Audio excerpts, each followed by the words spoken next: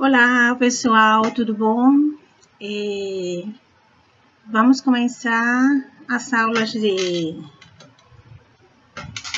repetição. E essas aulas, elas vão... continuação do que a gente já começou. Vocês já viram a estrutura de repetição, vocês já mexeram até com laço condicional. E agora vamos a introduzir outro tipo de estrutura de repetição, muito útil, bastante utilizada, que a gente chama de for, né? Porque é o comando que a gente utiliza na linguagem. Qual é o objetivo de nossa aula? Basicamente, nós vamos relembrar a introdução das estruturas de repetição, uma geral.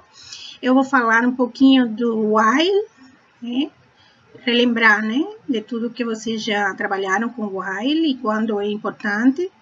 E vou introduzir a nova sintaxe dessa nova estrutura de repetição, qual é a aplicação, qual é o uso, a importância, né, do for.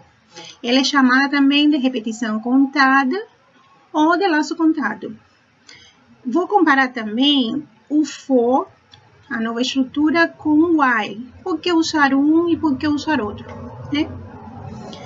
As estruturas de repetição, em geral, elas são utilizadas quando a gente precisa repetir trechos de código. A gente poderia não usar a estrutura de repetição?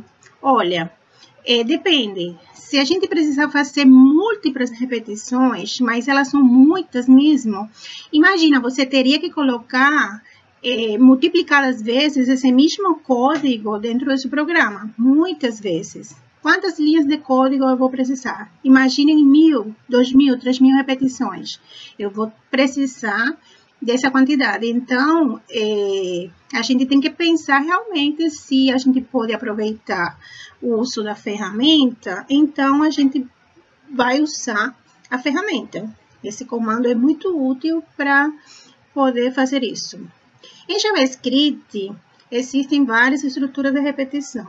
Essas estruturas de repetição, elas são o while, que vocês viram, que a gente traduz em português enquanto.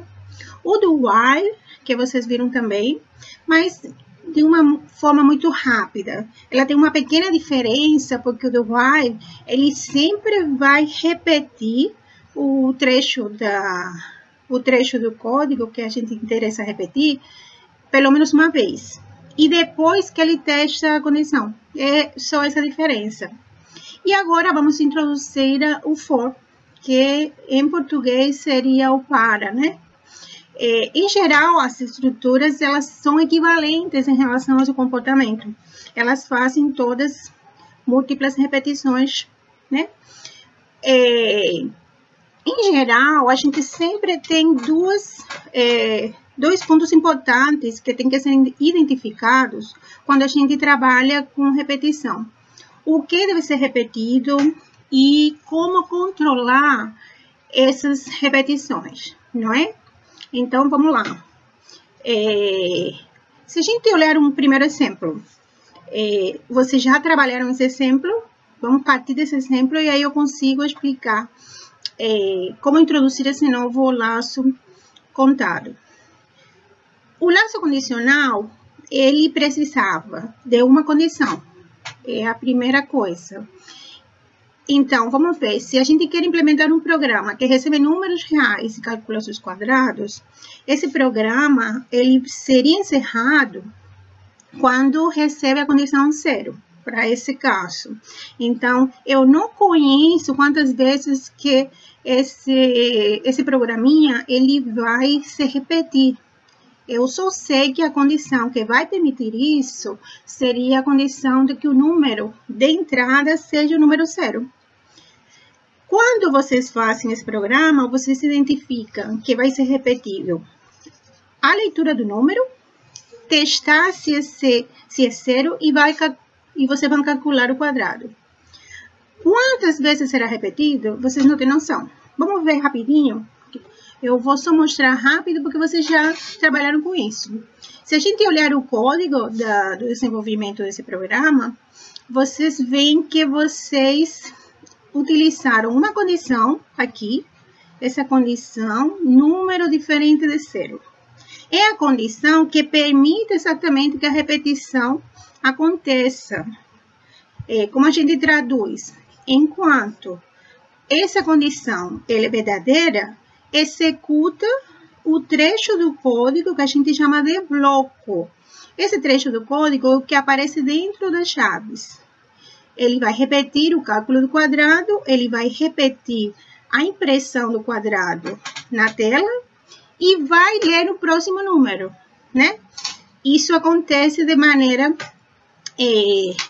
indeterminada, a gente não sabe quantas vezes. Então, vejam aqui na esquerda, se a gente olhar o código através das cores, a gente vê que o azul, vermelho e laranja seria aqueles comandos que vão ser repetidos em determinadas vezes, nessa ordem, nessa sequência. O azul é a leitura, né? Depois, o vermelho, que é o teste da condição, que o número seja diferente de 0. E o laranja é o cálculo e impressão do quadrado. Isso vai ser repetido até que o número de entrada dado pelo usuário seja 0. Se o usuário nunca entrar esse número, nosso programinha ele fica infinito.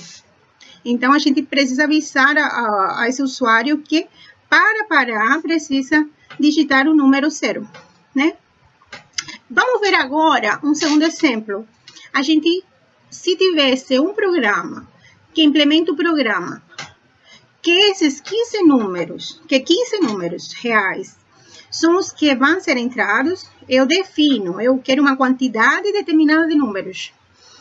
E vou calcular o quadrado desses 15 números, por exemplo, eu sei que ele vai ser repetido 15 vezes. Eu preciso fazer 15 repetições, exatamente 15 repetições. Como vocês fizeram isso? Vocês já implementaram um exemplo como esse e vocês tiveram que adicionar um contador, não foi? Então, esse laço condicional vai precisar na condição de um contador, diferente ao caso do exemplo anterior, que a gente utilizava o próprio número na condição de execução. E enquanto fosse diferente de 0, a gente continuava. Agora não, agora a gente vai contar. A gente precisa contar as repetições. A gente precisa, primeiramente, inicializar esse contador em 0, porque a gente vai usar o valor do contador. Enquanto o valor do contador seja menor que 15, a gente consegue saber que ainda não chegou o limite. Então, dentro do bloco, dentro das chaves, precisamos incrementar o contador e a cada passo a gente vai saber que tem uma nova repetição, não é isso? Aí vejam que agora adicionamos, aqui no lado esquerdo, a gente adicionou uma linha de código. Essa linha de código seria verde. Então, ele, de maneira determinada agora, porque não seria indeterminada, a gente sabe exatamente quantas vezes essa repetição vai acontecer, vão se repetir essas 4 cores. Quando o contador chegar a 15, a condição aqui do while vai falhar, ela vai virar falsa, e chega então o que a gente chama de comando de parada, condição de parada. Ela se transforma em condição de parada e finaliza o while. Veja, quando eu faço isso, eu estou fazendo uma contagem. É verdade, estou fazendo uma contagem. Mas eu não posso falar que o laço condicional é utilizado para fazer contagem. Ele é mais amplo. Ele permite qualquer tipo de repetição. Já seja a gente conhecendo ou não conhecendo essa quantidade de valores que eu preciso. Então, a repetição condicional, ela tem uma aplicação maior. Ela é mais utilizada quando eu sei a condição que vai permitir que essa repetição pare. Sabendo a condição, é suficiente para eu implementar o while, né? Já o laço contado, que é o que a gente aqui na direita está querendo introduzir nessa aula, ele tem um foco, ele tem um objetivo mais específico. Ele se vai fazer contagem, ele precisa contar o número de repetições. Que significa que previamente eu vou saber exatamente quantas repetições vão acontecer. Vamos lá, vamos não ficar falando muito e a gente já introduzir a sintaxe. Vejam a nossa sintaxe.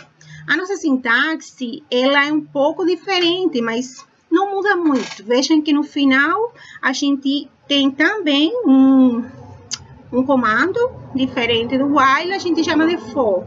O while era enquanto e agora seria a tradução do for seria para.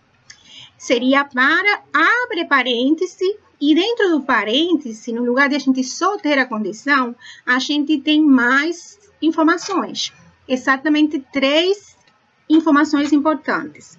A gente precisa da inicialização, da condição que também tínhamos no while, e a gente precisa do incremento e o decremento.